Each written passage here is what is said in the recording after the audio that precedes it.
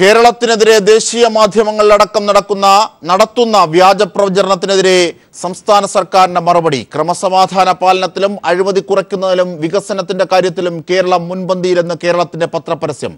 ജെറ്റ്ലിയുടെ വിവാദ സന്ദർശനത്തിന് പിന്നാലെയാണ് കേരളത്തിന്റെ പ്രചരണം. കൂടുതൽ വിവരങ്ങളുമായി എം സന്തോഷ് ചേരുന്നു. സന്തോഷ്, ഒറ്റപ്പെട്ട ചില കൊലപാതകങ്ങൾ ഇന്ത്യയിലെ മറ്റ് സംസ്ഥാനങ്ങളുമായി താരതമ്യം ചെയ്യുമ്പോൾ തുലോം കുറവ് എന്ന് വസ്തുത നിലനിൽക്കെയാണ് ദേശീയ മാധ്യമങ്ങളിലടക്കം വ്യാപകമായ പ്രചരണങ്ങൾ നടത്തിയത്. അതേ സംബന്ധിച്ച് കഴിഞ്ഞ ദിവസം വിവിധ മാധ്യമങ്ങൾ, ഓൺലൈൻ മാധ്യമങ്ങളടക്കം ചർച്ചയുമായിരുന്നു. ഈ ഘട്ടത്തിലാണ് കേരളത്തിന്റെ പരസ്യം കൂടി പ്രതിരോധമായി എത്തുന്നത്. എന്തൊക്കെ കാര്യങ്ങളാണ് ഇതിനകത്തുള്ളത്?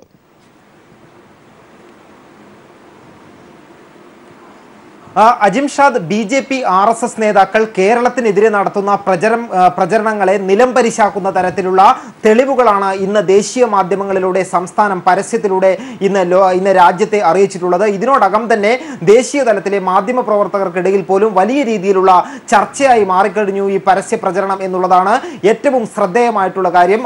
BJPയും RSSും ഏറെക്കാലമായി അവരുടെ ചില മാധ്യമങ്ങൾ ഉപയോഗിച്ചുകൊണ്ട് അല്ലെങ്കിൽ മാധ്യമ പ്രവർത്തകരെ തെറ്റിദ്ധരിപ്പിച്ചുകൊണ്ട് ദേശീയ തലത്തിൽ നടത്തുന്ന പ്രചരണത്തിനുള്ള ചുട്ട മറുപടിയാണ് ഇന്ന് കേരള സംസ്ഥാനം ദേശീയ തലത്തിലുള്ള പ്രമുഖ മാധ്യമങ്ങളിലൂടെ, ദേശീയ മാധ്യമങ്ങളിലൂടെ നൽകിയിരിക്കുന്നത്. ഒരു സംസ്ഥാനത്തിന്റെ വികസനം അളക്കുന്ന എല്ലാ സൂചികകളിലും കേരളമാണ് രാജ്യത്തിന്റെ പതാകവാഹകർ എന്ന് തെളിയിക്കുന്ന തെളിവുകളാണ് ഇന്നത്തെ ഈ പത്രപരസ്യം വഴി സംസ്ഥാനം രാജ്യത്തിന് മുന്നിൽ അവതരിപ്പിച്ചിട്ടുള്ളത്. എല്ലാ മേഖലകളിലും, അതായത് സർക്കാർ സംഘടനകളും സർക്കാർ ഇതര സംഘടനകളും രാജ്യത്തെ മുഴുവൻ സംസ്ഥാനങ്ങളിലും നടത്തിയ പഠനത്തെ അടിസ്ഥാനപ്പെടുത്തിക്കൊണ്ട് വിവിധ മേഖലകളിൽ കേരളത്തെ ഒന്നാം സ്ഥാനത്ത് എത്തിച്ചിട്ടുള്ള അത്തരത്തിലുള്ള പഠനങ്ങളുടെ വിശദാംശങ്ങളെല്ലാം തന്നെ ഉൾക്കൊള്ളിച്ചുകൊണ്ടാണ് ഇങ്ങനെ ഒരു പരസ്യം ഇന്ന് സംസ്ഥാനം പ്രധാനപ്പെട്ട ദേശീയ പത്രങ്ങളിലെല്ലാം തന്നെ നൽകിയിട്ടുള്ളത്. ഇതിൽ തന്നെ നമുക്ക് ഈ പത്രപരസ്യത്തിൽ കാണാവുന്നത് പോലെ തന്നെ ഏതൊക്കെ മേഖലകളിൽ കേരളം നേട്ടം കൈവരിച്ചത് എന്നുള്ള കാര്യമാണ്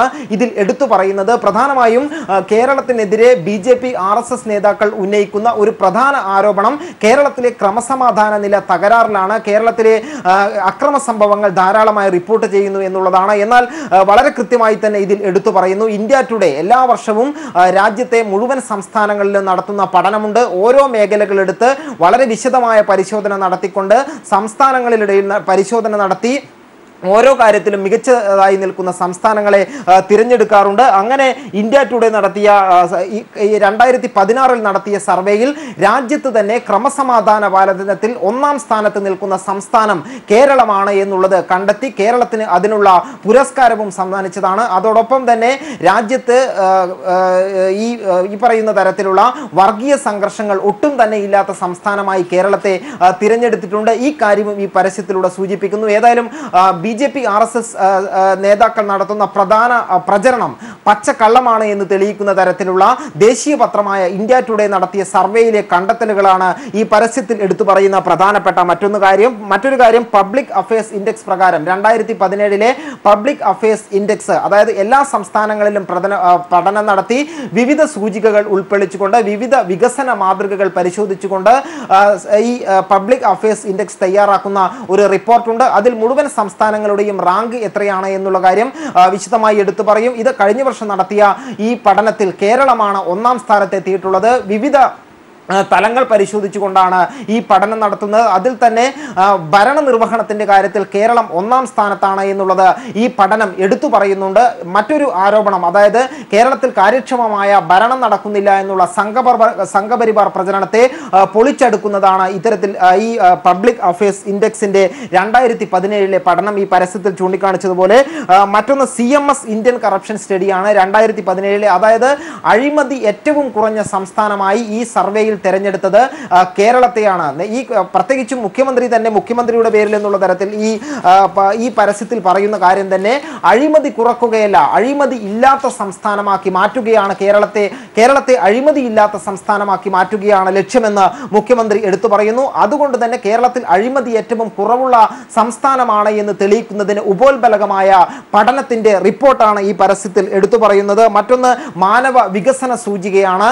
രാജ്യത്ത് തന്നെ മാതൃകയായ തരത്തിൽ മാനവ വികസന സൂചികയിൽ കേരളം ഒന്നാം സ്ഥാനത്ത് നിൽക്കുന്നു. ഐക്യരാഷ്ട്ര സംഘടനയുടെ മാതൃക പ്രകാരം ശിശു മരണനിരക്ക് ഏറ്റവും കുറച്ചു കൊണ്ടുവരാൻ കഴിഞ്ഞ സംസ്ഥാനങ്ങളിൽ ഒന്നായി കേരളം മാറി. അതോടൊപ്പം തന്നെ മാതൃ മരണനിരക്ക് ഏറ്റവും കുറഞ്ഞ സംസ്ഥാനമായി, ഏറ്റവും കുറച്ചു കൊണ്ടുവരാൻ കഴിഞ്ഞ സംസ്ഥാനമായി കേരളം മാറി. മറ്റൊന്ന്, എല്ലാവർക്കും അറിയുന്നത് പോലെ തന്നെ സാക്ഷരതയുടെ കാര്യത്തിൽ രാജ്യത്തെ പതാക വാഹകരാണ് കേരള സംസ്ഥാനം. ഏറ്റവും ആദ്യം സമ്പൂർണ്ണ സാക്ഷരത കൈവരിച്ച സംസ്ഥാനമാണ് കേരളം. ഈ നേട്ടം കൈവരിക്കുന്ന ആദ്യ സംസ്ഥാനമാണ് കേരളം. അതോടൊപ്പം തന്നെ ഏറ്റവും കൂടുതൽ ബിരുദധാരികളായ വനിതകളുള്ള സംസ്ഥാനമാണ് കേരളം. അത്തരത്തിൽ വിദ്യാഭ്യാസ രംഗത്ത് കേരളം കൈവരിച്ച മുന്നേറ്റമാണ് ഇതിൽ ഈ പറയുന്ന മറ്റൊരു പ്രധാന കാര്യം. ഇത് കൂടാതെ സംസ്ഥാനത്തിൻ്റെ വികസന മാതൃകകൾ പരിശോധിച്ച് നോക്കുമ്പോൾ ഏറ്റവും ജീവിക്കാൻ സുരക്ഷിതമായ സംസ്ഥാനം കേരളമാണ്. അതോടൊപ്പം തന്നെ ശുചിത്വത്തിൻ്റെ കാര്യത്തിൽ മികച്ചു നിൽക്കുന്ന സംസ്ഥാനം കേരളമാണ്. പാരിസ്ഥിതിക സൗഹൃദ സംസ്ഥാനം കേരളമാണ്. അങ്ങനെ സമസ്ത മേഖലകളിലും മറ്റ് സംസ്ഥാനങ്ങൾക്ക് മാതൃകയാവാവുന്ന തരത്തിലുള്ള നേട്ടങ്ങൾ കൈവരിച്ച കേരളത്തിനെതിരെയാണ് RSS BJP നേതാക്കൾ വ്യാജ പ്രചരണം അഴിച്ചുവിടുന്നത്. അത്തരത്തിലുള്ള വ്യാജ പ്രചരണങ്ങളെ നിലംപരിശാക്കുന്ന തരത്തിലുള്ള തെളിവുകളാണ് ഇന്ന് രാജ്യത്തിന് മുൻപാകെ കേരളം അവതരിപ്പിച്ചിട്ടുള്ളത്. ഏതായാലും ഈ രാവിലെ പത്രം പുറത്തിറങ്ങി കുറഞ്ഞ സമയത്തിനകം തന്നെ വലിയ രീതിയിൽ ചർച്ച ചെയ്യപ്പെടുന്ന കാര്യമായി കേരളത്തിന്റെ ഈ വികസന നേട്ടങ്ങൾ മാറിയിരിക്കുന്നു എന്നുള്ളത് ഏറ്റവും ശ്രദ്ധേയമാണ്. അതോടൊപ്പം തന്നെ വിവിധ മേഖലകളിലുള്ളവർ കേരള സംസ്ഥാനത്തെ പ്രകീർത്തിച്ചുകൊണ്ട് നടത്തിയിട്ടുള്ള പ്രസ്താവനകളും എടുത്തു പറയുന്നു. കേരള പോലീസ് രാജ്യത്തിന് തന്നെ മാതൃകയായ തരത്തിൽ പ്രവർത്തിക്കുന്ന പോലീസാണ്. ഈ കുറ്റവാളികളുടെ ഒരു തരത്തിലുള്ള കാര്യങ്ങളും പരിഗണനയ്ക്കെടുക്കാതെ കുറ്റവാളികൾക്കെതിരെ കർശന നടപടി സ്വീകരിക്കുന്ന സംസ്ഥാന പോലീസ് കേരളമാണെന്ന് മുൻ സുപ്രീം കോടതി ചീഫ് ജസ്റ്റിസ് KT തോമസ് പരാമർശിച്ച കാര്യം ഈ പത്രത്തിൽ എടുത്തു പറയുന്നുണ്ട്. അതോടൊപ്പം തന്നെ ആധ്യാത്മിക ആചാര്യനും അതോടൊപ്പം തന്നെ വിദ്യാഭ്യാസ പ്രവർത്തകനുമായിട്ടുള്ള ശ്രീ M അദ്ദേഹം രാജ്യത്ത് തന്നെ നിരവധി ഫോളോവേഴ്സുള്ള ഒരു ആധ്യാത്മിക ആചാര്യനാണ്. അദ്ദേഹം കേരളത്തിൻ്റെ പിണറായി വിജയന്റെ ഭരണം രാജ്യത്തിന് തന്നെ മാതൃകയാണ് എന്നുള്ള കാര്യം പരാമർശിച്ചിട്ടുണ്ട്. ആ കാര്യവും ഈ പത്രത്തിൽ എടുത്തു പറയുന്നു. അതോടൊപ്പം തന്നെ ഉലകനായകൻ കമലഹാസൻ, പ്രശസ്ത സിനിമാ നടൻ കമലഹാസൻ മറ്റ് സംസ്ഥാനങ്ങൾക്ക്, അയൽ സംസ്ഥാനങ്ങൾക്ക് മാതൃകാപരമായിട്ടുള്ള പ്രവർത്തനമാണ് കേരളം കാഴ്ചവെക്കുന്നത് എന്ന് പ്രകീർത്തിച്ചിട്ടുണ്ട്. അക്കാര്യം എടുത്തു പറയുന്നു. അതോടൊപ്പം തന്നെ ഏറ്റവും അവസാനമായി പുറത്തു വന്ന കണക്കുകൾ പ്രകാരം രാജ്യത്ത് ഏറ്റവും കൂടുതൽ വേഗത്തിൽ വളർച്ച നേടിക്കൊണ്ടിരിക്കുന്ന സംസ്ഥാനമായി കൊച്ചി നഗരം മാറിയിരിക്കുന്നു. രാജ്യതലസ്ഥാനമായ ദില്ലിയെ പോലും മറികടന്നുകൊണ്ട് കൊച്ചി കുതിക്കുന്ന കാര്യം ഈ പരസ്യത്തിൽ എടുത്തു പറയുന്നു. അങ്ങനെ BJP RSS സംഘപരിവാർ നേതാക്കൾ നടത്തുന്ന വ്യാജ പ്രചരണങ്ങളെ എല്ലാ തരത്തിലും തെറ്റാണ് എന്ന് തെളിയിക്കുന്ന തരത്തിലുള്ള വിവിധ സർക്കാർ ഇതര സംഘടനകൾ നടത്തിയ തെളിവുകളുടെയും കണക്കുകളുടെയും അടിസ്ഥാനത്തിൽ സ്ഥാപിക്കാൻ സംസ്ഥാനത്തിന് ഈ പരസ്യത്തിലൂടെ കഴിഞ്ഞു എന്നുള്ളതാണ് ഏറ്റവും ശ്രദ്ധേയമായ കാര്യം. അജിം ഷാ, അതുതന്നെയാണ് സന്തോഷ്. അതായത് ജീവിത നിലവാരം, സർക്കാർ ഇതര സംഘടനകളുടെ പ്രവൃത്തി, സർവോപരി മാനവ വിഭവശേഷിയുടെ ഉയർച്ച ഒക്കെ ഒരുപക്ഷെ ലോകത്തെങ്ങനെയാണോ ഇസ്രയേൽ, സിംഗപ്പൂർ എന്നിവ അല്ലെങ്കിൽ സ്വീഡനും സ്വിറ്റ്സർലൻഡും ഒക്കെ നിൽക്കുന്നത് അതുപോലെ ഇന്ത്യയിൽ നിൽക്കുന്ന ഒരു സംസ്ഥാനമാണ് കേരളമെന്ന് ഇന്ത്യ മുഴുവൻ സഞ്ചരിക്കുന്ന ഏതൊരാളും കണ്ണുമടച്ച് പറയുന്നതാണ്. എങ്ങനെ ഈ പ്രചരണങ്ങൾ ഉണ്ടായി? ഒരുപക്ഷെ ഈ കാലഘട്ടത്തിൽ RSS ആക്രമണവുമായി ബന്ധപ്പെട്ട് ചില കാര്യങ്ങളിൽ ബോധപൂർവമായ ചില പ്രചരണങ്ങൾ ഈ ഭാഗത്തുനിന്നുണ്ടാകുന്നു എന്നുള്ളത് ശരിയാണ്. പക്ഷേ അതിനപ്പുറത്തേക്ക് പല വസ്തുതകളുമുണ്ട്. ഒരുപക്ഷെ കഴിഞ്ഞ ദിവസത്തെ ദൃശ്യമാധ്യമങ്ങൾ, ദേശീയ ചാനലിലെ ചർച്ചകൾ, ദേശീയ മാധ്യമങ്ങളിൽ ഇത്തരത്തിലൊരു ചർച്ച കൊടുക്കുന്നു. അങ്ങനെ ഒരു വല്ലാത്ത പ്രഹേളിക ഉണ്ടാക്കുകയാണ് കേരളത്തെ സംബന്ധിച്ച്. എന്തിനാണ്? ആ ഉദ്ദേശശുദ്ധിയെ തടയിടാൻ പര്യാപ്തമാണോ കേരളത്തിൻ്റെ ഈ പ്രതിരോധം? തീർച്ചയായും അജിം ഷാദ്, കേരളത്തിനെതിരെ BJP സംഘപരിവാർ നേതൃത്വത്തിൽ നടക്കുന്ന ഈ വ്യാജ പ്രചരണം വളരെ ആസൂത്രിതവും സംഘപരിവാർ അജണ്ടയുടെ ഭാഗം തന്നെയുമാണ്. ഏറ്റവും പ്രധാനമായ കാര്യം ഇതിൽ ഒന്നാമത്തെ കാര്യം, കേരളം സമ്പൂർണ്ണ സാക്ഷരത കൈവരിച്ച സംസ്ഥാനം, രാജ്യത്ത് തന്നെ ലോകത്തിന് തന്നെ മാതൃകയായി ഏറ്റവും കൂടുതൽ വിദ്യാസമ്പന്നരുള്ള സംസ്ഥാനമാണ് കേരളം. ഈ കേരള സംസ്ഥാനത്തിലേക്ക് എന്തുകൊണ്ട് BJPക്ക് പ്രവേശിക്കാൻ കഴിയുന്നില്ല എന്നുള്ളത് രാജ്യം മുഴുവൻ ചർച്ച ചെയ്യപ്പെടുന്ന കാര്യമുള്ളതാണ്. ചുരുക്കി പറഞ്ഞാൽ വിദ്യാസമ്പന്നരുള്ള കേരളത്തിലേക്ക് BJPക്ക് പ്രവേശിക്കാൻ കഴിയുന്നില്ല എന്നുള്ളത് വളരെയധികം ചർച്ച ചെയ്യപ്പെടുന്ന വിഷയമാണ്. അതോടൊപ്പം തന്നെ സമസ്ത മേഖലകളിലും നേട്ടം കൈവരിച്ച സംസ്ഥാനമായ കേരളത്തിൽ ഒരു തവണ പോലും BJP അധികാരത്തിലെത്തിയിട്ടില്ല. BJPയെ മാറ്റി നിർത്തിയ ഈ സംസ്ഥാനം ലോകത്തിന് തന്നെ മാതൃകയായി ഇത്തരത്തിലുള്ള നേട്ടങ്ങൾ കൈവരിച്ചു എന്നുള്ളത് രാജ്യത്ത് തന്നെ ചർച്ച ചെയ്യപ്പെടുന്ന വിഷയമാണ്. അതുകൊണ്ട് തന്നെ BJPക്ക് കേരളത്തിനെതിരെ വ്യാജ പ്രചരണം നടത്തുകയും കേരള സംസ്ഥാനത്തിന്റെ തെറ്റായ രീതിയിലുള്ള ഒരു പ്രതിച്ഛായ സൃഷ്ടിക്കുകയും ചെയ്യേണ്ടത് അവരുടെ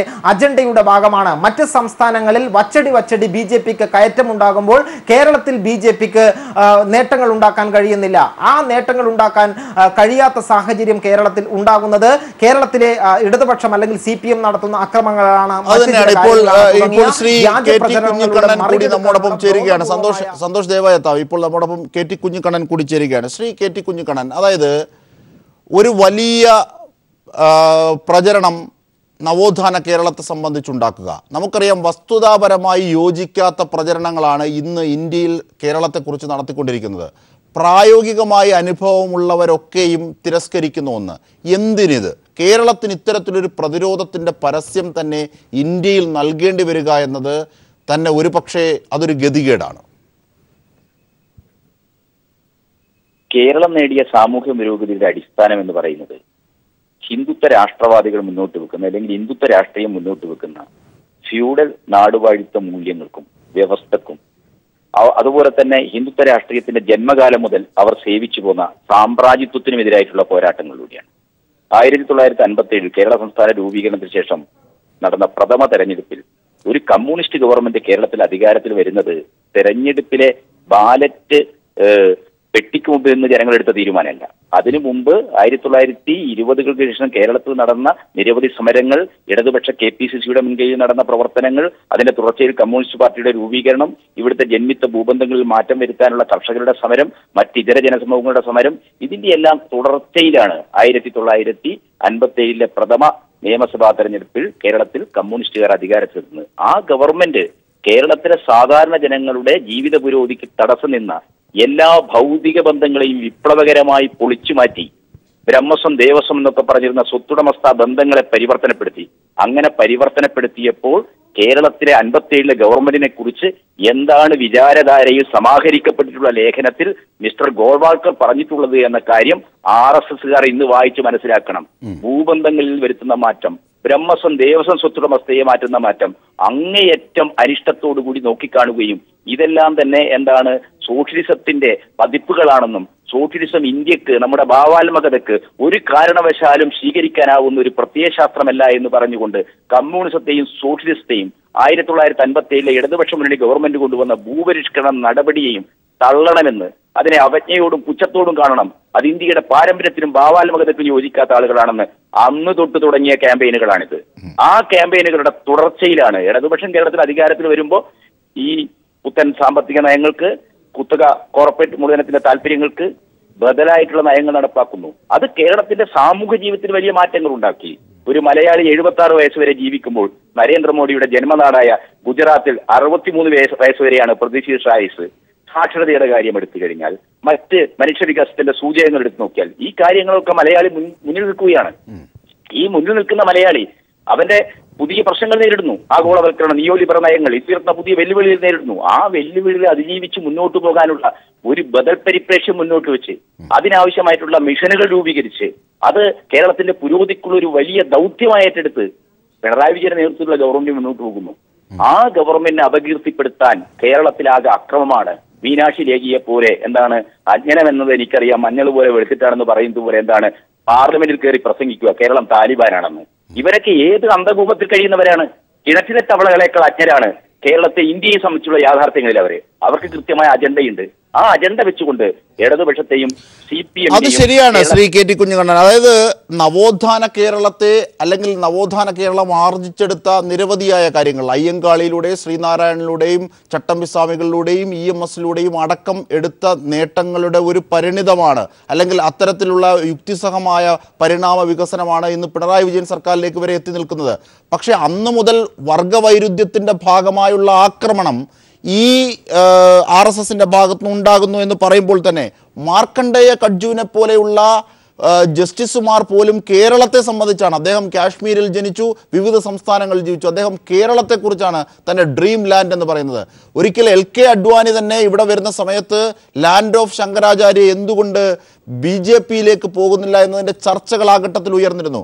അന്നൊക്കെ ക്ഷേത്രങ്ങൾ നിരവധിയുള്ള ഈ കേരളത്തിൽ എന്തുകൊണ്ട് BJP-ക്ക് നേട്ടം കൊയ്യാനാകുന്നില്ല എന്നത് അന്ന് മുതൽ തന്നെ കേരളം അവരുടെ മനസ്സിൽ അസ്വസ്ഥമായിരുന്നു.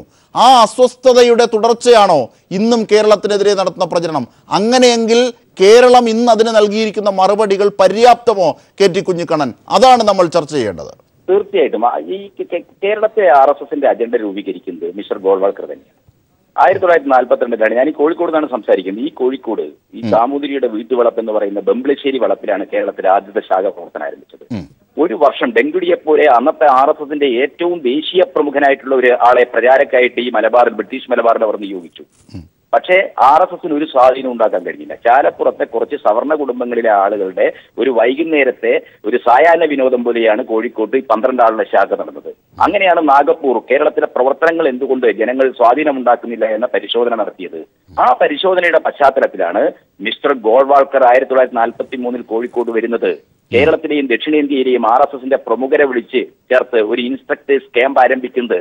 കാരണം 40-കളാകുമ്പോഴേക്കും സാമ്രാജ്യത്വത്തിന്റെ ശീതയുദ്ധ പദ്ധതിയുമായി ചേർന്ന് പ്രത്യേകിച്ച് ഫാസിസ്റ്റ് ശക്തികള് ലോകത്തെ കീഴടക്കാനുള്ള യുദ്ധമുഖത്ത് സോവിയറ്റ് യൂണിയന്റെ വലിയ മുന്നേറ്റത്തിന് മുമ്പിൽ പകച്ചു നിൽക്കുന്ന ഒരു സാഹചര്യം. അത്തരമൊരു രാഷ്ട്രീയ സന്ദർഭത്തിലാണ് മിസ്റ്റർ ഗോൾവാൾക്കർ കോഴിക്കോട് വരുന്നത്. കോഴിക്കോട് ഇൻസ്ട്രക്ടേഴ്സ് ക്യാമ്പിൽ ഗോൾവാൾക്കർ നടത്തിയിട്ടുള്ള പ്രസംഗം RSSന്റെ ഔദ്യോഗിക രേഖകൾ തന്നെ സൂചിപ്പിക്കുന്നുണ്ടല്ലോ. ആ പ്രസംഗത്തിൽ അദ്ദേഹം പറഞ്ഞത് കേരളത്തിൽ RSSന് സ്വാധീനമുണ്ടാക്കാൻ കഴിയണമെങ്കിൽ ഒന്ന് കേരളത്തിലെ മതനിരപേക്ഷ മതമൈത്രി പാരമ്പര്യത്തെ നമ്മൾ എന്ത് ചെയ്യേണ്ടതുണ്ട്? ബ്രേക്ക് ചെയ്യേണ്ടതുണ്ട്. സാമുദായിക ധ്രുവീകരണത്തിന് ആവശ്യമായ മതപരമായ ധ്രുവീകരണത്തിന് ആവശ്യമായിട്ടുള്ള അന്യമതങ്ങൾക്കെതിരായിട്ടുള്ള ക്യാമ്പയിനുകൾ RSS ഏറ്റെടുക്കേണ്ടതുണ്ട്, സംഘം ഏറ്റെടുക്കേണ്ടതുണ്ട്. രണ്ടാമതായിട്ട് കേരളത്തിലെ ശക്തമായ വർഗ പ്രസ്ഥാനങ്ങളാണ്. ആ വർഗപ്രസ്ഥാനങ്ങളുടെ സ്വതന്ത്ര രാഷ്ട്രീയ മുഖമെന്ന നിലയ്ക്ക് കമ്മ്യൂണിസ്റ്റ് പാർട്ടിയുടെ സ്വാധീനമാണ്. അതുകൊണ്ട് കമ്മ്യൂണിസ്റ്റ് വിരുദ്ധമായ ന്യൂനപക്ഷ മതവിരുദ്ധമായ ഒരു അജണ്ട മുന്നോട്ട് വെക്കപ്പെട്ടു. ഇന്ന് ദേശീയ തലത്തിൽ അക്രമാസക്തമായ രീതിയിൽ RSS നടത്തുന്ന ലവ് ജിഹാദ് ക്യാമ്പയിൻ 1940-കളിൽ തന്നെ കോഴിക്കോട് നഗരത്തിൽ ആരംഭിച്ചതാണ്. സവർണ കുടുംബങ്ങളിലെ സ്ത്രീകളെ സംഘടിപ്പിച്ച് അബലാ സംരക്ഷണ സമിതി ഉണ്ടാക്കി ഹിന്ദു സവർണ കുടുംബങ്ങളിൽ നിന്ന് സ്ത്രീകളെ മുസ്ലിങ്ങൾ പ്രണയിച്ച് കല്യാണം കഴിച്ച് മതം മാറ്റുന്നു എന്ന ഒരു ഫാൾസ് ഇഷ്യൂ, ഇല്ലാത്തൊരു ഇഷ്യൂ വലിയ ക്യാമ്പയിൻ ആയിക്കൊണ്ട് സവർണ കുടുംബങ്ങളിലെ ഹിന്ദു സ്ത്രീകൾക്കിടയിൽ വലിയ ആശങ്കയുണ്ടാക്കി സവർണ ഹിന്ദുത്വത്തെ RSSന് അനുകൂലമാക്കാൻ അന്ന് വലിയ ക്യാമ്പയിനുകൾ 1940-കളുടെയും 50-കളുടെയും മാതൃഭൂമി പത്രം ഈ സംഭവങ്ങളുമായി റിപ്പോർട്ട് ചെയ്തിട്ടുള്ള നിരവധി സംഭവങ്ങളുണ്ട്. RSSന്റെ അജണ്ട എന്ന് പറയുന്നത് അങ്ങേയറ്റം വർഗീയവൽക്കരണം ഉണ്ടാക്കുക, മറുഭാഗത്ത് എന്താണ്? കമ്മ്യൂണിസ്റ്റ് വിരുദ്ധം. കമ്മ്യൂണിസ്റ്റുകാരാണ് കേരളത്തില് ഇവിടുത്തെ ചൂഷക വർഗങ്ങളെ, ഇവിടുത്തെ സാമൂഹ്യ ബന്ധങ്ങളിൽ ആധിപത്യം വഹിച്ച ജന്മിത്ത ബന്ധങ്ങളെ, ആ ജന്മിത്ത ശക്തികൾക്ക് കൊളോണിയൽ ശക്തികളുമായിട്ടുള്ള ബന്ധം, ഇതിനെയെല്ലാം തന്നെ ജനങ്ങൾക്ക് മുമ്പിൽ തുറന്നു കാണിച്ച് ഇതിനെ പരിവർത്തനപ്പെടുത്തുന്ന വിപ്ലവകരമായ നടപടികൾക്കും സമരങ്ങൾക്കും നേതൃത്വം കൊടുത്ത് ഒന്ന് അധികാരത്തിൽ വന്നപ്പോൾ ഭരണപരിഷ്കാരങ്ങൾ, ഭൂപരിഷ്കരണം അടക്കമുള്ള നടപടികൾ, അധികാരത്തിലെത്തുന്നതിന് മുമ്പ് ജന്മിത്തരെതിരായിട്ട് നടന്ന സമരങ്ങൾ, ഇതിന്റെയൊക്കെ തന്നെ ഒരു ഫലമായിട്ടാണ് RSS കമ്മ്യൂണിസ്റ്റ് വിരുദ്ധമായ ഒരു അജണ്ട 40-കളിൽ തന്നെ അവരുടെ പ്രവർത്തനം ആരംഭിച്ച കാലത്ത് തന്നെ കേരളത്തിൽ പ്രാക്ടീസ് ചെയ്യാൻ തുടങ്ങിയത്. ഇപ്പൊ RSSന്റെ ചരിത്രം എഴുതിയിട്ടുള്ള എല്ലാ ആളുകളും പറയുന്നത് ഹെഡ്ഗേവാർ പ്രധാനമായിട്ടും ഗാന്ധിക്കും ദേശീയ പ്രസ്ഥാനത്തിനും എതിരായിട്ടാണ് അയാളുടെ രാഷ്ട്രീയ പ്രത്യയശാസ്ത്ര ദിശ നിർണയിച്ചതെങ്കിൽ ഗോൾവാൾക്കറിന്റെ കാലമാകുമ്പോഴേക്കും അതെന്താണ്? സോവിയറ്റ് യൂണിയനും സോഷ്യലിസ്റ്റിനും ഇന്ത്യൻ കമ്മ്യൂണിസ്റ്റുകാർക്കും എതിരായിട്ടുള്ള RSSന്റെ ഒരു ദിശ ബോധം, അത്തരത്തിലുള്ള ഒരു പ്രവർത്തന ദിശ RSS രൂപീകരിക്കുന്നുണ്ട് എന്ന്. അപ്പൊ കേരളത്തെയാണ് കമ്മ്യൂണിസ്റ്റ് പ്രത്യയശാസ്ത്രത്തിനെതിരായിട്ടുള്ള സമരത്തിന്റെ തങ്ങളുടെ പ്രവർത്തനങ്ങളുടെ ഒരു പരീക്ഷണ പ്രവർത്തനമാക്കി, ഒരു ഫീൽഡാക്കി RSS മാറ്റിയത്. അത്തരത്തിലുള്ള ഫീൽഡ് ടെസ്റ്റിന്റെ ഭാഗമായിട്ടാണ് 40-കളിലും 50-കളിലും ഇപ്പം 50-കളിൽ ഗോവധവുമായി ബന്ധപ്പെട്ട് കേരളത്തിലെ ആദ്യത്തെ വർഗീയ കലാപം RSS സംഘടിപ്പിക്കുന്നത് കോഴിക്കോട് ജില്ലയിലെ പയ്യോളി കടപ്പുറത്താണ്. പാവപ്പെട്ട മുസ്ലിങ്ങളും ഹിന്ദുക്കളും താമസിക്കുന്ന ആ പ്രദേശത്താണ് ഈ ഗോവധ പ്രശ്നം ഉന്നയിച്ച് ബോധപൂർവം കലാപം ഉണ്ടാക്കി വർഗീയ കലാപം ഉണ്ടാക്കുന്നത്. ആ വർഗീയ കലാപത്തെ, മുസ്ലിങ്ങളെ ഓടിക്കുന്ന വർഗീയ കലാപത്തെ പ്രതിരോധിക്കാൻ അവിടെ മുന്നിൽ നിന്നത് അന്നത്തെ പയ്യോളിയിലെ കമ്മ്യൂണിസ്റ്റ് പാർട്ടിയുടെ പ്രഥമ സരിത സെക്രട്ടറിയായ സഖാവ് KC കണാരനാണ്. കോഴിക്കോടിന്റെ ചരിത്രം. അതുപോലെ തന്നെ പിണറായി വിജയൻ അടക്കമുള്ളവർ തലശ്ശേരിയിൽ നടത്തിയ കലാപങ്ങൾക്ക്, കമ്മ്യൂണിസ്റ്റുകാർ കലാപങ്ങൾക്കെതിരായിരുന്നു, അല്ലെങ്കിൽ മതനിരപേക്ഷത സംരക്ഷിക്കാൻ നിലനിൽക്കുന്നു. ഒരുപക്ഷെ AKG centre means AKG Bhavan പോലും ആക്രമിക്കുന്നതിലേക്ക് പോയത് പോലും ഒരുപക്ഷെ കേരളവുമായി ബന്ധപ്പെട്ട ഇഷ്യൂ ആണ്. അത്രയേറെ ഗൗരവമാണ് ഈ വിഷയം. കമ്മ്യൂണിസ്റ്റുകാരെയും നിങ്ങളെയും നിങ്ങളുടെ പ്രസ്ഥാനത്തെയും ഒക്കെ വളരെ ഭയപ്പെടുന്ന തരത്തിലേക്കാണ് RSS നീങ്ങുന്നത് എന്ന കാര്യത്തിൽ സംശയമില്ല. ഇവിടെ നമുക്ക് ഈ സമകാലിക സംഭവങ്ങളിലേക്ക് ഒരിക്കൽ കൂടി വിരലോടിച്ചാൽ ശ്രീ KT കുഞ്ഞിക്കണ്ണൻ, അതായത് വളരെ ഗൗരവമായി ചർച്ച ചെയ്യേണ്ടതുണ്ട്. ഒരുപക്ഷെ ഇന്ന് വളരെ ഇംഗ്ലീഷ് ഹിന്ദി കൈകാര്യം ചെയ്യുന്ന മാധ്യമങ്ങളൊക്കെ, ദൃശ്യമാധ്യമങ്ങളാകട്ടെ പത്രങ്ങളാകട്ടെ, ഒരു സാധാരണ ഉത്തരേന്ത്യക്കാരൻ വായിക്കുന്നത് കേരളം പണ്ട് ഇന്ത്യയിൽ പ്ലേഗ് പടർന്നു പിടിച്ചു എന്ന് പറയുന്നത് പോലെ ഒരു തെറ്റിദ്ധാരണ. കേരളം വളരെ ഭീകരമായ അവസ്ഥയിലാണെന്ന്. ഒരുപക്ഷെ അവർ ഇതിരുന്ന് വായിക്കുന്ന സംസ്ഥാനങ്ങളെക്കാൾ സമാധാനം കേരളത്തിലുണ്ട് എന്ന് പ്രായോഗികമായി എല്ലാവർക്കും അറിയാവുന്ന കാര്യവുമാണ്. എന്തുകൊണ്ട് ഇങ്ങനെ പ്രചരണം നടക്കുന്നു? നേരത്തെ ശ്രീ കെ ടി കുഞ്ഞിക്കണ്ണൻ പറഞ്ഞ പോലെ അങ്ങനെ ചരിത്രപരമായ ഒരു പിന്തുണയുണ്ട് RSSന്റെ ഈ എതിർപ്പിന്. പിന്നീട് രണ്ടാമത് ഇപ്പോഴത്തെ സംഭവത്തിലേക്ക് വന്നാൽ BJPയുടെ സംസ്ഥാന നേതാക്കന്മാർ കോഴയിൽ ഇടപെടുന്ന ഒരു ഘട്ടം. ഇത്തരത്തിലുള്ള താല്പര്യങ്ങളാണ് കേരളത്തെയും കേരളത്തിലെ കമ്മ്യൂണിസ്റ്റ് പാർട്ടിയെയും അല്ലെങ്കിൽ പുരോഗമന പ്രസ്ഥാനങ്ങളെയും ഒക്കെ എതിർക്കുന്നതിലേക്ക് RSS നയിച്ചത് എന്ന യുക്തി ശരിയാണ്. പക്ഷേ അവിടെ ഒരു കാര്യമുണ്ട് ശ്രീ കെ ടി കുഞ്ഞിക്കണ്ണൻ, ഇത്തരം താല്പര്യങ്ങളുമായി ഇവർ നിൽക്കുമ്പോൾ അതിനോടുള്ള കൃത്യമായ ജാഗ്രത പ്രാദേശിക തലത്തിൽ നിങ്ങൾക്കടക്കം ഉണ്ടായിട്ടുണ്ടോ? അതായത് ഇവർ കൃത്രിമമായ ഒരു അക്രമം സൃഷ്ടിക്കാനായി വരുമ്പോൾ അതിനെ പ്രതിരോധിക്കേണ്ട ജാഗ്രത എല്ലാ ഘട്ടങ്ങളിലും എല്ലാ ആംഗിളുകളിലും കമ്മ്യൂണിസ്റ്റ് പാർട്ടിയോ അല്ലെങ്കിൽ അതിന്റെ പ്രാദേശിക നേതൃത്വമോ സൂക്ഷിച്ചോ? അല്ല, കമ്മ്യൂണിസ്റ്റ് പാർട്ടിക്ക് ഈ RSS ഉൾപ്പെടെയുള്ള പ്രതിലോമ ശക്തികൾ സമൂഹത്തിലുണ്ടാക്കുന്ന വർഗീയവൽക്കരണം ഉൾപ്പെടെയുള്ള സമൂഹത്തിന്റെ ശൈഥില്യം ലക്ഷ്യം വെച്ച്, സമൂഹത്തിന്റെ ഫ്രാഗ്മെന്റൈസേഷൻ ലക്ഷ്യം വെച്ച് അവർ നടത്തുന്ന ഇത്തരത്തിലുള്ള അജണ്ടക്കെതിരായിട്ട് സൈദ്ധാന്തികമായി അതിശക്തമായ ഒരു നിലപാടുണ്ട്.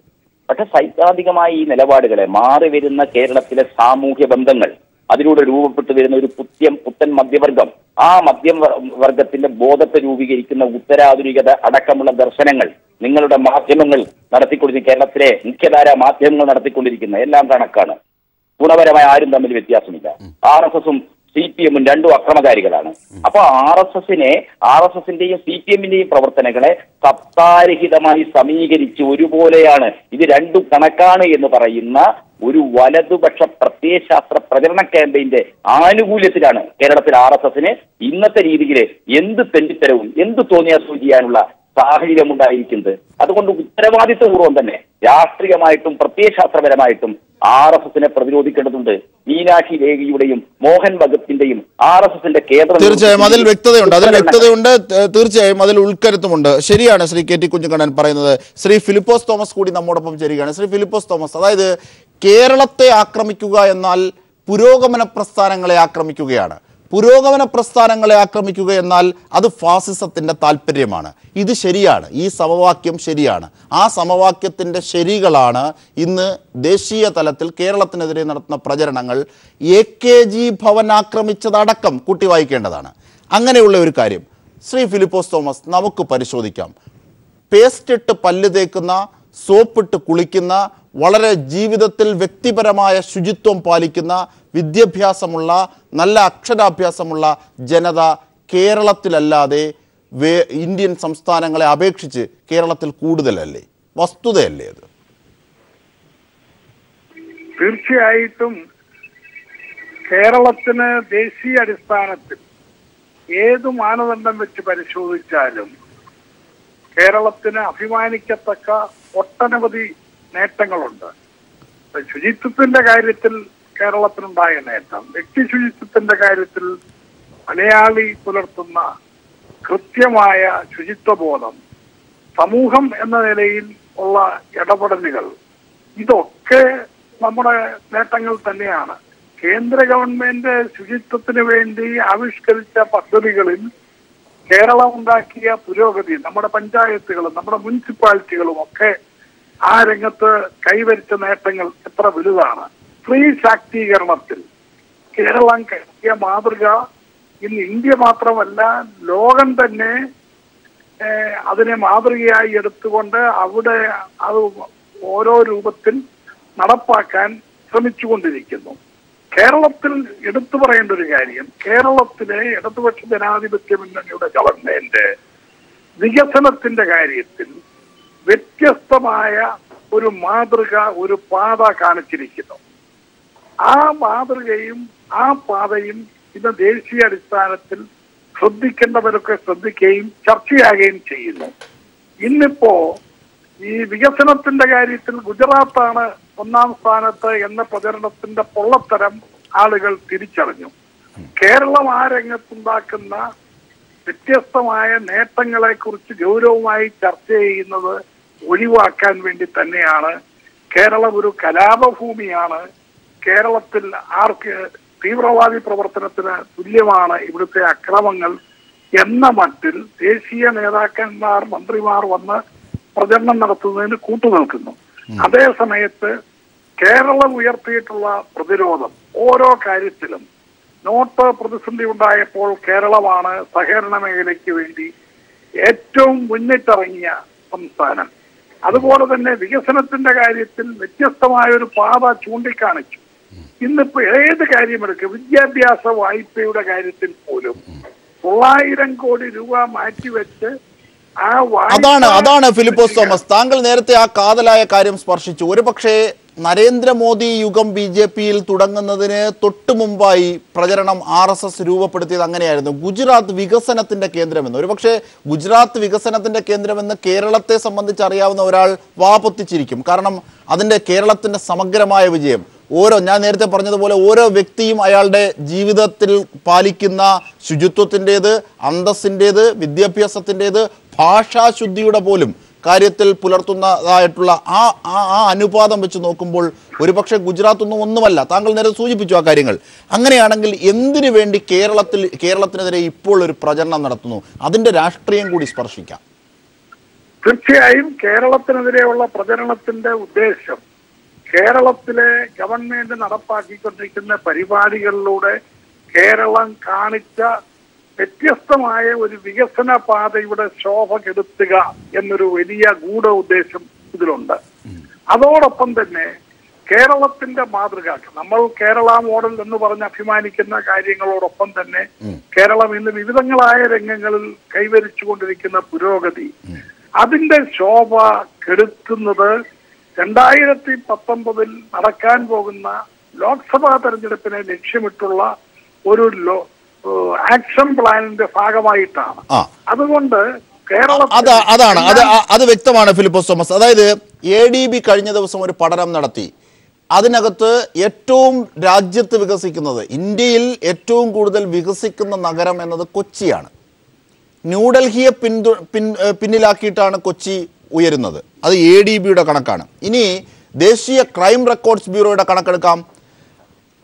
BJP ഭരിക്കുന്ന 3 സംസ്ഥാനങ്ങളാണ് ഏറ്റവും മുന്നിൽ, UP അടക്കം മധ്യപ്രദേശ് അടക്കം ഏറ്റവും മുന്നിൽ കൊലപാതകങ്ങൾ നടത്തുന്നതിൽ, സ്ത്രീ ഹത്യകൾ നടത്തുന്നതിൽ ഒക്കെ മുന്നിൽ നിൽക്കുന്നത്.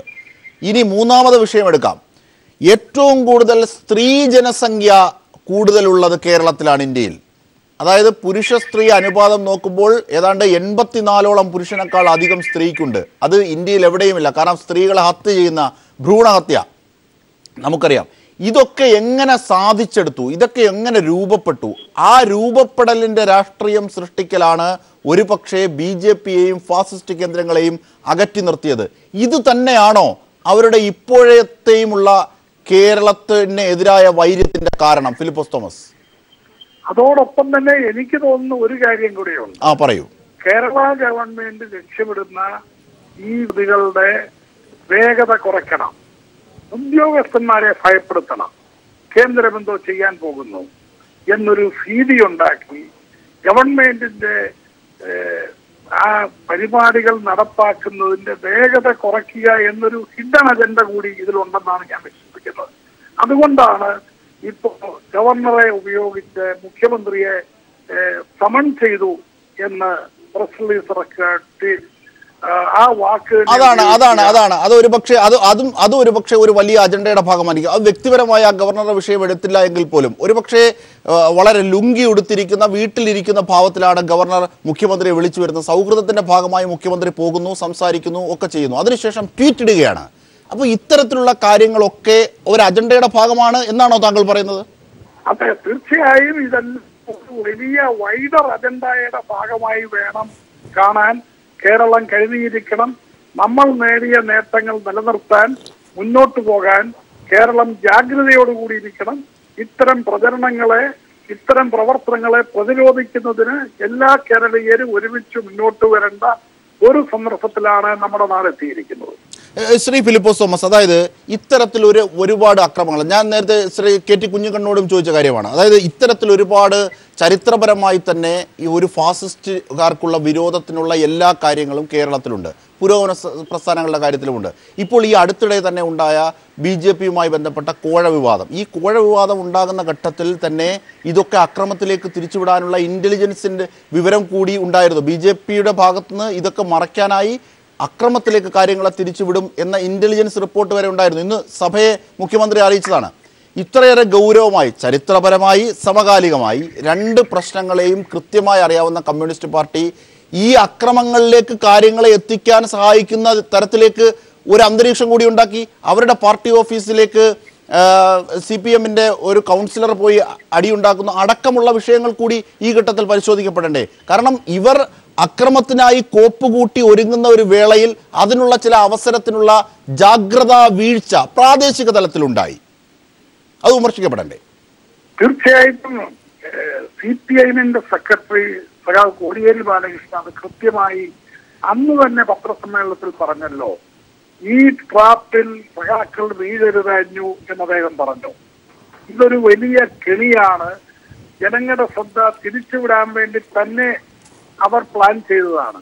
പക്ഷെ നിർഭാഗ്യവശാൽ വേണ്ടത്ര ആലോചനയില്ലാതെ ചില സഖാക്കളെങ്കിലും അതിൽ വീണു. അതിന് നടപടി ശരിയാണ്. സ്വന്തം വീടും സ്വന്തം അമ്മയെയും ഒക്കെ ആക്രമിക്കുന്നത് കണ്ടപ്പോൾ വ്യക്തിപരമായ ഒരു വൈകാരികതയിൽ ഒരു പ്രതിഷേധിച്ചതാകാം.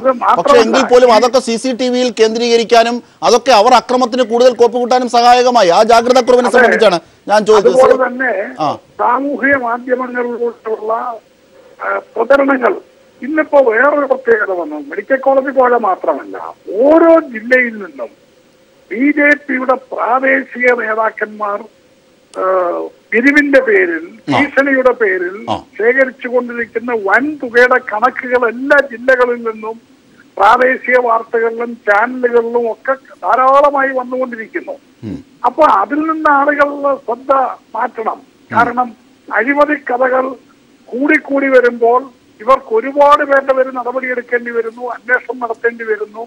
അങ്ങനെ ഒരു ഉദ്ദേശം കൂടി ഇതിന്റെ അകത്തുണ്ട്. കാരണം ഇന്നലെ വരെ കേരളം അറിയാത്ത എത്രയോ വലിയ വൻ അഴിമതികൾ വികേന്ദ്രീകൃതമായി തന്നെ ഇവർ നടത്തിക്കൊണ്ടിരിക്കുന്ന അഴിമതി കഥകൾ പുറത്തു വന്നുകൊണ്ടിരിക്കുന്നു. അതും ഇതിലുണ്ടെന്ന് ഞാൻ വിശ്വസിക്കുന്നു. അതായത് ഇപ്പോൾ നമ്മോടൊപ്പം നടനും സംവിധായകനും ഒക്കെ P. ശ്രീകുമാർ കൂടി ചേരുകയാണ്. P. ശ്രീകുമാർ, ഒരുപക്ഷെ പണ്ട് ജീസസിന്റെ കാലത്തൊക്കെ ഉണ്ടായിരുന്ന ഒരു ബൈബിൾ കഥയാണ്. അതായത് ഈ കഴുതയുടെ പുറത്ത് പുസ്തകം ഇരിക്കുന്നത് കണ്ട് വേദപുസ്തകത്തെ തൊഴുന്നത് കണ്ടിട്ട് കഴുത തെറ്റിദ്ധരിക്കുകയാണ്, തന്നെ തൊഴുതുകയാണെന്ന്. ഒരുപക്ഷെ കേരളത്തെക്കുറിച്ച് RSS-ഉം ഫാസിസ്റ്റ് ശക്തികളും രൂപപ്പെടുത്തിയിരിക്കുന്ന കാര്യങ്ങൾ അങ്ങനെയല്ലേ? അതായത് സമരങ്ങളിലൂടെ ഏറ്റവും താഴെത്തട്ടിലേക്ക് വരെ പണമെത്തുക, അവരുടെ ജീവിത നിലവാരം സമ്പുഷ്ടമാകുന്ന തരത്തിലേക്ക് കാര്യങ്ങൾ എത്തുക, ഇതൊക്കെ ചരിത്രപരമായ ഒരു വലിയ രാഷ്ട്രീയ പ്രക്രിയയിലൂടെ രൂപപ്പെടുത്തിയെടുത്തതാണ്. ഇങ്ങനെ പ്രക്രിയയിലൂടെ രൂപപ്പെടുത്തിയ കാര്യങ്ങളെ അക്രമത്തിലൂടെ ഇത്തരം പ്രചരണത്തിലൂടെ അങ്ങ് നശിപ്പിച്ചു കളയാം എന്നൊരു ധാരണ ഒരു പക്ഷേ RSS-കാർക്ക് ഉണ്ടാകുന്നെങ്കിൽ അത് അവർ വിഡ്ഢികളുടെ സ്വർഗത്തിലാണോ? P. Sreekumar. P. Sreekumar. P. Sreekumar കേൾക്കുന്നുണ്ടോ? തീർച്ചയായും സന്തോഷിലേക്ക്, ഞങ്ങളുടെ പ്രതിനിധിയിലേക്ക് തന്നെ പോയാൽ. സന്തോഷ് M, അതായത് ഒരുപക്ഷെ കേരളത്തിൻ്റെ ഇന്നത്തെ പരസ്യം, അതായത് കേരളം കൃത്യമായി പ്രതിരോധിക്കുകയാണ്, അല്ലെങ്കിൽ പ്രതിരോധിക്കാൻ സംജാതമാകേണ്ട ഒരു സാഹചര്യം ഇന്ന് ഇന്ത്യയിൽ സൃഷ്ടിക്കപ്പെടുത്തിയിരിക്കുകയാണ്. മോഡിയുടെ ഭരണത്തിന് കീഴിൽ കൃത്യമായി മാധ്യമ അജണ്ട സെറ്റ് ചെയ്യുന്ന ഒരു കാലം.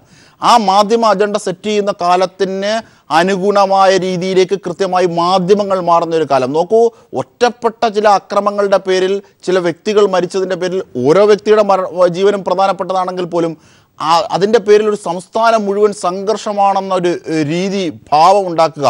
അച്യുദേവിൻ്റെ വീട്, പട്ടാളക്കാരനായ അല്ലെങ്കിൽ വ്യോമസേന ഈ രാജ്യത്തിന് വേണ്ടി മരിച്ച അച്യുദേവിൻ്റെ വീട് സന്ദർശിക്കാതെ രാഷ്ട്രീയ പ്രവർത്തകൻ്റെ വീട് സന്ദർശിക്കാൻ കേന്ദ്രമന്ത്രി എത്തുക, ഇത്തരത്തിൽ ഒരുപാട് കാര്യങ്ങൾ ഇവിടെ ഉയരുന്നുണ്ട്. ഇവിടെ UDF-ഉം LDF-ഉം ഒക്കെ ഒരുപോലെ ഈ BJP-യുടെ രാഷ്ട്രീയത്തെ സംബന്ധിച്ച് ഉയർത്തി കാണിക്കുന്നുമുണ്ട്. ഇന്ന് വന്ന ഒരു പരസ്യം, ഒരുപക്ഷെ ഇപ്പോൾ നമ്മളൊപ്പം നടൻ ശ്രീകുമാർ കൂടി ഒരിക്കൽ കൂടി ചേരുകയാണ്. ശ്രീകുമാർ കേൾക്കാമല്ലോ അല്ലേ? കേൾക്കാം, പറയൂ. അതായത് കേരളത്തെ സംബന്ധിച്ച് ഇത്രയേറെ നവോത്ഥാനവും സമാധാനവും പുരോഗതിയും പുരോഗമന പ്രസ്ഥാനങ്ങളുടെയും വിളനിലമായ കേരളത്തിലെ തന്നെ, ഇന്ത്യയിലെ തന്നെ സമ്പന്നമായ ഒരു സംസ്ഥാനമാണ് കേരളം, നമുക്കൊക്കെ അറിയാം. ആ കേരളത്തെക്കുറിച്ചാണ് കൃത്യമായ ഒരു അജണ്ടയോടുകൂടി കാര്യങ്ങൾ നീക്കുന്നത്. അതൊരു പക്ഷേ കേരളമെന്ന പൊതുബോധത്തെ ഉണർത്തുന്നതാണ്. ശ്രീകുമാർ, ഉണർത്തേണ്ടതാണ്. ശ്രീകുമാറിൻ്റെ ലൈനിൽ വീണ്ടും പോയി. തീർച്ചയായും സന്തോഷ് എമ്മിലേക്ക് വന്നാൽ സന്തോഷം, അതായത്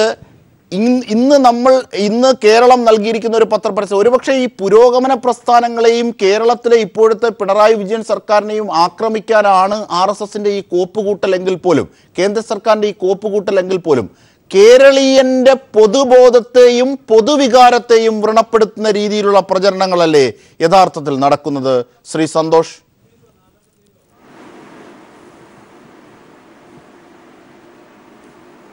അജിംഷാദ്, BJPയും RSSും സംഘപരിവാർ നേതാക്കളും നടത്തുന്ന ഈ വ്യാജ പ്രചരണത്തിന്റെ ഇരകളാകേണ്ടി വരുന്നത് കേരളത്തിന് പുറത്ത് താമസിക്കുന്ന മലയാളികളാണ് എന്നുള്ള ഒരു പ്രത്യേകത കൂടിയുണ്ട്. പ്രത്യേകിച്ചും ഉത്തരേന്ത്യയിൽ ജീവിക്കുന്ന മലയാളികൾക്ക് ഒരു മോശം പ്രതിച്ഛായ ഇപ്പോൾ അടുത്ത കാലത്ത് ഉണ്ടായിട്ടുണ്ട് എന്നുള്ള കാര്യം യാഥാർത്ഥ്യമാണ്. പ്രത്യേകിച്ചും BJPയും RSSും വിലക്ക് വാങ്ങിയ ദേശീയ മാധ്യമങ്ങൾ വഴി, ദൃശ്യ മാധ്യമങ്ങൾ വഴി, ചില പത്രമാധ്യമങ്ങൾ വഴി കേരളത്തിനെതിരെ നടത്തുന്നത് വ്യാജ പ്രചരണങ്ങളാണ്. മുസ്ലിം തീവ്രവാദികളുടെ കമ്മ്യൂണിസ്റ്റ് തീവ്രവാദികളുടെയും കേന്ദ്രമായി കേരളം മാറി. അതോടൊപ്പം തന്നെ ക്രമസമാധാന നില കേരളത്തിൽ തകരാറിലായി.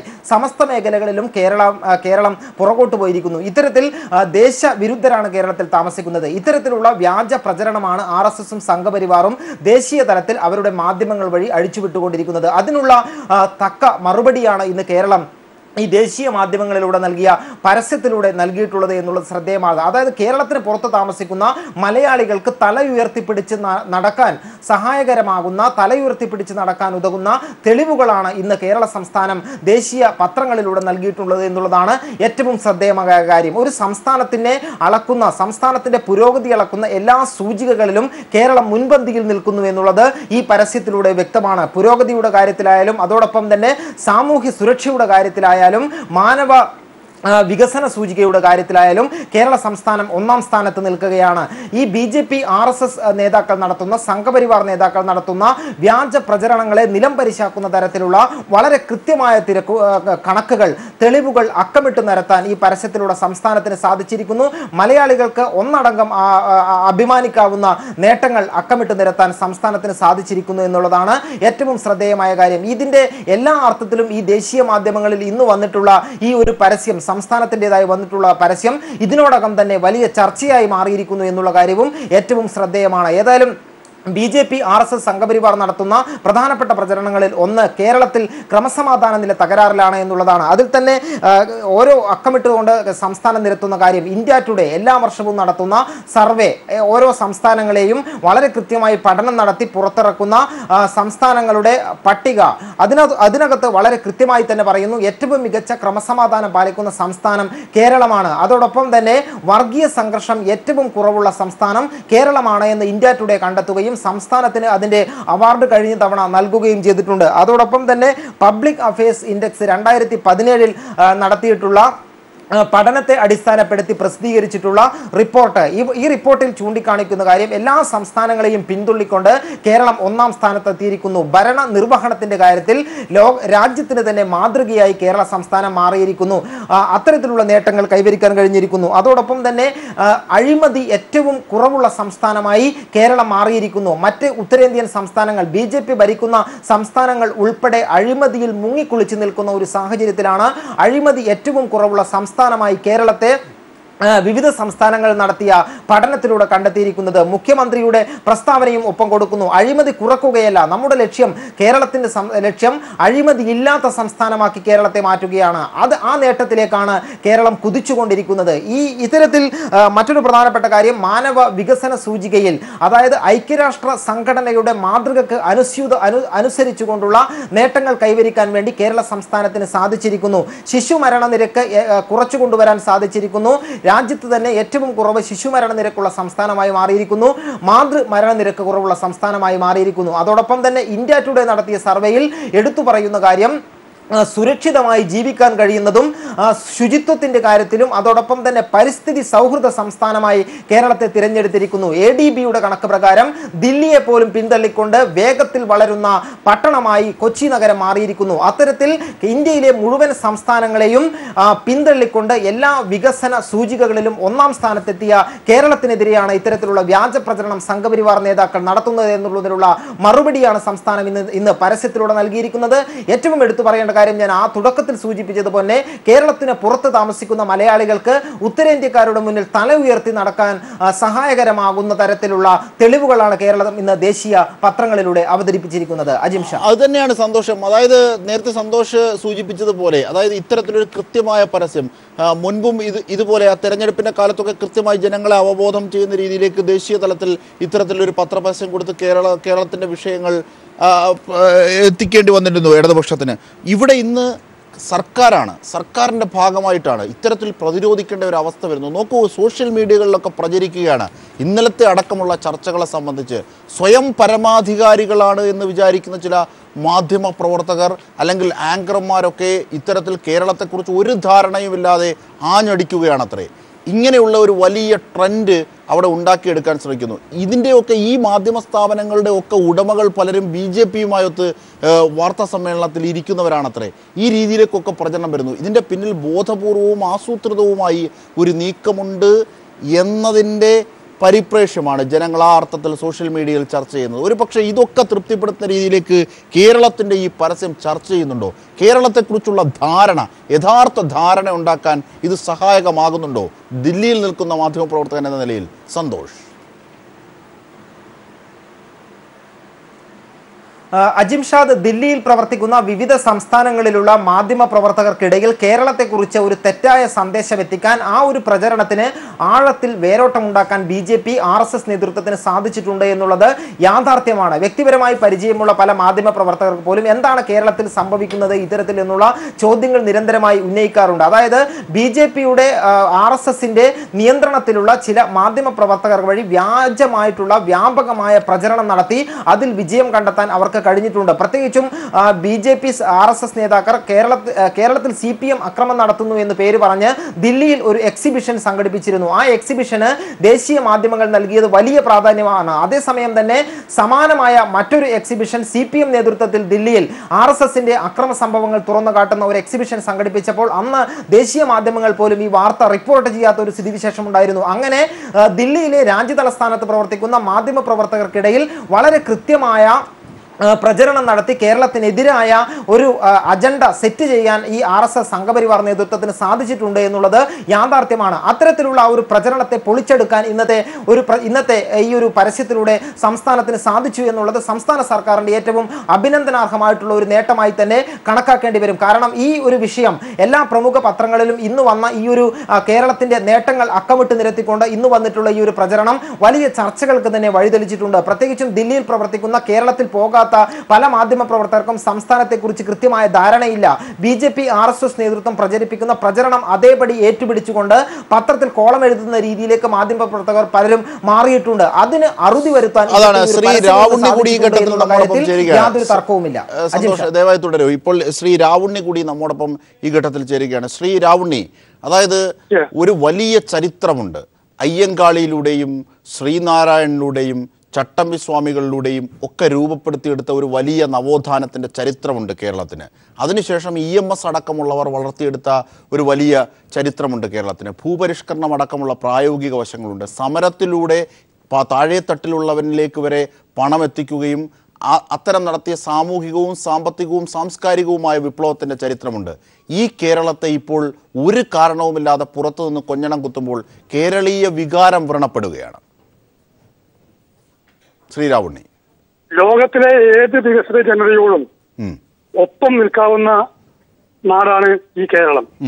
കേരളത്തിന്റെ സമസ്ത മേഖലയിലും അതിവികസിത രാജ്യങ്ങളുടെ ഒപ്പം നിലവാരത്തിൽ എത്താവുന്ന വിധത്തിൽ വളർത്തിയെടുത്തു എന്നുള്ളത് കഴിഞ്ഞ പതിറ്റാണ്ടുകളായും നൂറ്റാണ്ടുകളായും കേരളം നടത്തിയ മുന്നേറ്റങ്ങളാണ്. ഈ വലിയ മുന്നേറ്റങ്ങളും സമരങ്ങളുമാണ് ഇന്നത്തെ കേരളമാക്കി മാറ്റിയത്. അത് ഇന്ത്യയിലെ മറ്റേതൊരു സംസ്ഥാനത്തെ ജനതയെക്കാളും വാസയോഗ്യമായ ഒരു അന്തരീക്ഷം ഉണ്ടാക്കിയത് ഈ കേരളത്തിലാണ്. അഭിമാനത്തോടുകൂടി ഏത് ദളിതനും വഴി നടക്കാവുന്ന ഒരു നാട് ആയിട്ട് ഇന്ന് കേരളം മാറിക്കഴിഞ്ഞിരിക്കുന്നു. ഔദ്യോഗിക സംവിധാനത്തിന്റെ ഏത് തലത്തിലും IAS കേരളത്തിലെ സർക്കാർ സർവീസിലെ എല്ലാ മേഖലയിലും കേരളത്തിലെ പിന്നോക്ക ജനവിഭാഗങ്ങളും ദളിതരും മുഴുവൻ വന്നിരിക്കുന്നു എന്നുള്ളത് കേരളം സ്ഥിതി സമത്വത്തിന്റെ കാര്യത്തിൽ കേരളം ആർജിച്ച വലിയ മുന്നേറ്റത്തിന്റെ അടയാളമാണ്. ഈ നിലയിൽ കേരളത്തിലെ എല്ലാ സമസ്ത മണ്ഡലങ്ങളിലും സമത്വത്തിന് വേണ്ടി വലിയ പോരാട്ടങ്ങൾ നടത്തുകയും ആ പോരാട്ടങ്ങൾ വിജയിക്കുകയും ചെയ്തൊരു നാടാണ് നമ്മുടേത്. ജനിച്ച മതത്തിന്റെയോ ജാതിയുടെയോ വർണ്ണത്തിന്റെയോ ലിംഗത്തിന്റെയോ നിലവാരത്തിൽ കേരളത്തിലെ ജനങ്ങളെ വേർതിരിക്കാൻ ആവാത്ത വിധത്തിൽ സമത്വം എന്നുള്ളത് കേരളത്തിലെ കൊടിയടയാളമായി മാറിക്കഴിഞ്ഞിരിക്കുകയാണ്. മനുഷ്യായുസിന്റെ കാര്യത്തിൽ, ആരോഗ്യത്തിന്റെ കാര്യത്തിൽ, ഓരോ ഗ്രാമത്തിന്റെയും മുക്കിലും മൂലയിലുമുള്ള വികസനത്തിന്റെ കാര്യത്തിലും കേരളം വലിയ തോതിൽ മുന്നേറി കഴിഞ്ഞിരിക്കുകയാണ്.